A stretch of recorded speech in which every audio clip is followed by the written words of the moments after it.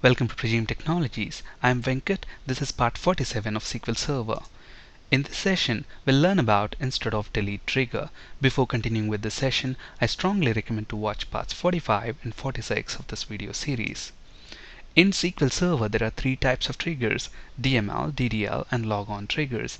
DML triggers are fired in response to DML events. Examples of DML events include insert, update, and delete. DML triggers can further be classified into two types: after triggers and instead of triggers. After triggers are fired automatically after the triggering action, whereas instead of triggers are fired instead of the triggering action.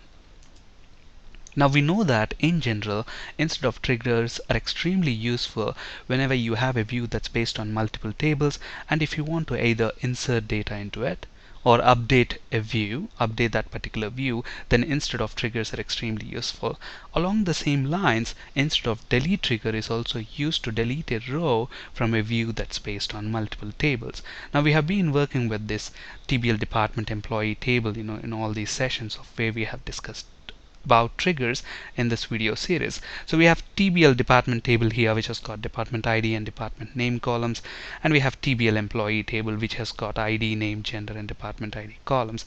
Now if you look at these two tables, the common column between them is the department ID columns. So based on these two tables, we have created this view which returns the ID, name, gender, and department name. Okay, so department name column is coming from TBL department, and ID, name, and gender are coming from TBL department table. So obviously this view is based on these two base tables: TBL employee, TBL department. Now let us say somebody is trying to delete from the view. So obviously delete from view where ID is equal to 1. So we are trying to delete John's record from this view. So obviously when you delete this record from this view, and we know that this view is based on these two tables, TBL employee and TBL department, so your delete is definitely going to affect the underlying base table. So there is a confusion. Do you want to actually delete John's record or the HR department record from TBL department table? Okay, so SQL Server will actually not allow any modification that affects multiple base tables. So you're trying to update this view or delete a row from this view, and that delete is going to affect multiple base tables, in this case TBL employee and TBL department. So when you try to execute this statement, you will get an error: view or function view employee details is not updatable because the modification affects multiple base tables. So let's look at this in action. So in SQL Server Management Studio, we have got these two tables, TBL employee and TBL department. Let's try to retrieve the data from them. So employee and department table. So let's create a view on these two tables. Create view. Command completed successfully. Refresh the views folder and you should see the view there. So now let's select the data from the view. So select star from that specific view. So we get the data as expected. Alright, now let's try to execute this delete statement. Delete from view employees where ID is equal to 1. So we get that error: view or function view employee details is not updatable because the modification affects multiple base tables. Alright, so now let's create an instead of delete trigger on this view. Okay, so obviously to create a trigger we use create trigger statement. So here is the trigger that we are creating. Let's look at this. So we are creating this trigger: create trigger, a meaningful trigger name on view employee details, and you are creating this trigger instead of delete. So this trigger should be fired instead of the delete statement as begin end, and then all you're doing here is delete TBL employee from, okay, so this delete statement is actually making use of a join. So we are joining TBL employee with the deleted table. So we have spoken about joins in the previous session of this video series. So if you're new to joins, please check that video. So what we are doing here is basically, we know that triggers makes use of two special tables called inserted and deleted tables. Okay, inserted table will contain the newly inserted data, and we have spoken about this when we discussed about instead of insert trigger. And when we use instead of update trigger, deleted and inserted table, both of them are used. Okay, deleted table contains the data before update, which means the old data, and the inserted table contains the new data after the update. Okay, so instead of update makes use of both the tables, whereas instead of delete, makes use of only the deleted table. So here the deleted table contains only the deleted records, and inserted table will basically be empty when you are making use of instead of delete trigger.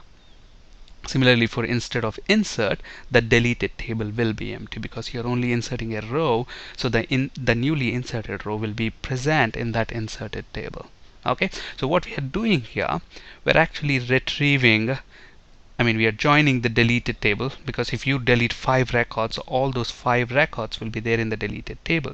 So we are taking all the IDs from the deleted table, joining them with TBL employee and deleting them from TBL employee table. So you're doing that using joins. And another way to do it is actually to use a subquery. And if you look at this subquery, it's very simple to understand. All you're saying here is delete from TBL employee, where ID in select ID from deleted table. So you're taking the ID from the deleted table, all the IDs that are present in the deleted table within the subquery, and then those are the IDs that are being deleted from TBL employee table. So obviously this subquery is easy to understand just by looking at that. They are very simple to read. But then from a performance point, in most of the cases joins are faster than subqueries. But however, there are rare cases when you only need a subset of records from the table that you're joining with, subqueries can be faster. Okay, so if you have two tables and you want to join those two tables, and from the other table with which you're joining, let's say it's a huge table which has got millions and millions of records, but then in that table you only want 2 or 3 records, and there is a condition based on which you are selecting those 2 or 3 records, obviously. So in those cases, use a subquery, because you're not joining with every row in that huge table.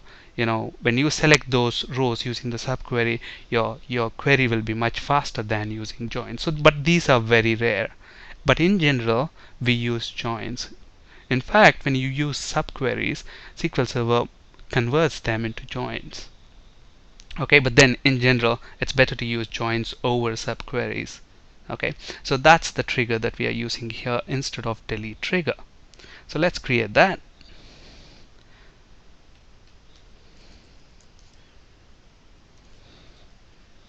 Command completed successfully. So if you look at the view itself, refresh that, and if you expand the view, you should see the trigger that we have just created, tr view employee details instead of delete trigger. Now let's try to delete from that view and see what's going to happen. Now before we do that, let's select the data from the employees view.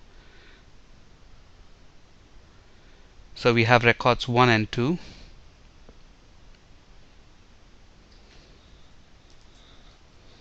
So 2 rows affected, which means we have deleted those rows. And to confirm that, let's select the rows back from the view, select star from view, and you should see records with ID 1 and 2 are no longer there.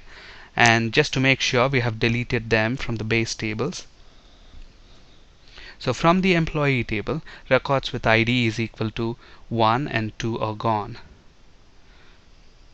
Okay, now if you look at this, the subquery part is actually commented, but you can either use joins or subqueries. So let's actually try to uncomment this one, the subquery, and comment this just to prove that your subquery works in the same way. And obviously, since we have already created this trigger, you just need to alter this because it already exists there. So alter trigger, execute command completed successfully. Now let's try to delete records with ID 3, 4 and see if it works the exact same way. 2 rows affected. Let's select from the view. If you look at that, records with ID 3 and 4 are no longer there. Let's check that in the base tables just to make sure. So records with ID 3 and 4 are no longer there, even in TBL employees table. So On this slide, you can find resources for ASP.NET C Sharp and SQL Server interview questions. That's it for today. Thank you for listening. Have a great day.